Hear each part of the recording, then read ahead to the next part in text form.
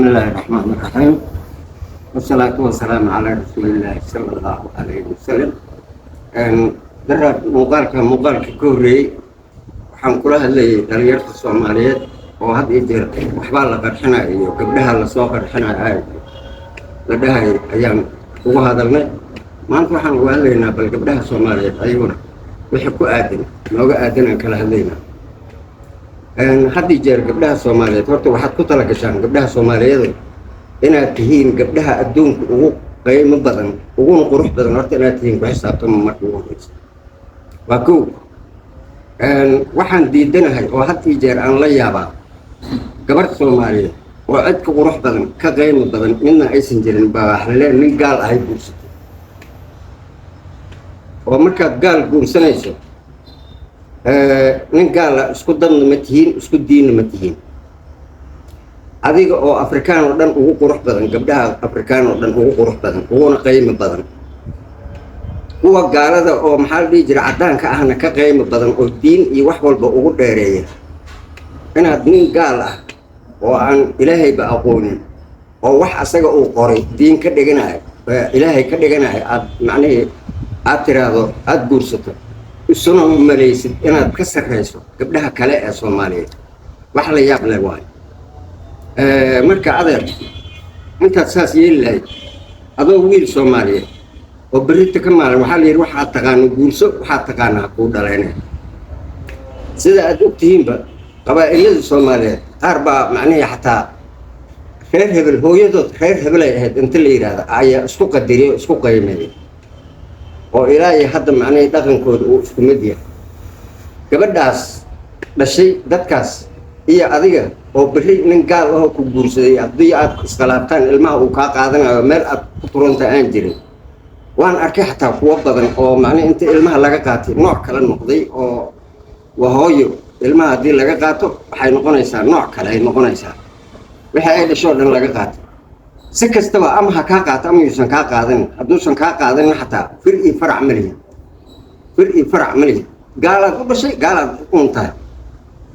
adigan waxaa tahay gabadh islaam Soomaali ah qiimo leh ilaahay qiimo siiyay ayaa tahay marka waxaan gabdhaha Soomaaliyeed oo idin sheegaa laba arrimood ba iska daayay inaad ka sheekaysaan nin idin furay ama aad sheekaysataan inaad ka sheekaysaan dib ninka saas u ah saas u dhaqmay intu saan u dhaqmay adigi haween ahay gabar ahaa xishoodka laga dhigay haddaad ka sheekayso adiga iyo ninkii aad soo furteen haddaad ka sheekayso ama nin aad soo sheekaysateen aad ka sheekayso asaga maxaa u malaysa rag waa ka xishoon maayo waxaas inkastoo in laga xishoodo loo baahan yahay marka waxa kaliyoon maanta halkaan u soo fariisto aan sheego aan rabo waxa waay gabdhaha Soomaaliyeed idinkoon wax idinka qiimo badan jirin cid idinka qurux badan la jiro qiimo nooc walba markii loo fiiriyo idinka ugu qiimo badan inaad ka sheekaysaan gudihiin iyo maxaa la dhihi jiray cid aan dhaqan iyo dhulba idin la lahayn aad guursataan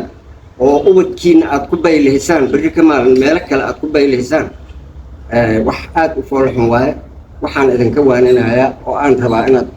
bedeshaan dhaqanka nin kale inaad guursato xataa waxaa macnaha dhaqanka wiilka Soomaaliga waxaadan kula dhaqmi lahayn baasay kula dhaqmaysaa oo wax kasta waad ka yeelaysaa wiilka Soomaaliga ka yeelimaysa maxaa macnaha oo kala dhashay asaga inaad la dhaqanto inaad maxaa la dhihi jiray dabeecad fiican u muujiso inaad haween sidii lagu arki jiray diinta ay ku farayso waa taqaanaay aad ku dhaqanto bari ka maalin intaas ay dhashay reer hebel ay u dhashay intaas intaana reer hebel la yiraahdo waxa aad ku diidan tahay oo qiimo darrada aad ninkaas ka yeelaysid aad ku ogolaatay nin aan saxarada wasalkiisa ka dhaqin aad ogoshaa waxaas macnaha waa shay laba waxaan idinka codsanayaa gabdhaha Soomaaliyeed waa codsi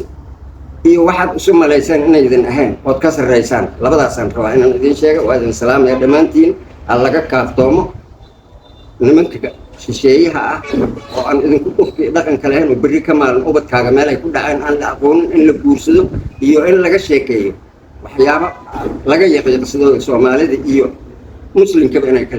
yaqaansadaan ay tahay inaad ka sheekayso oo heblaayo la yiraahdo labadaas ayaan rabaa inaan idin kala hadlo wax kale oo si ay idin jirin waa idin salaam ya dhamaantiin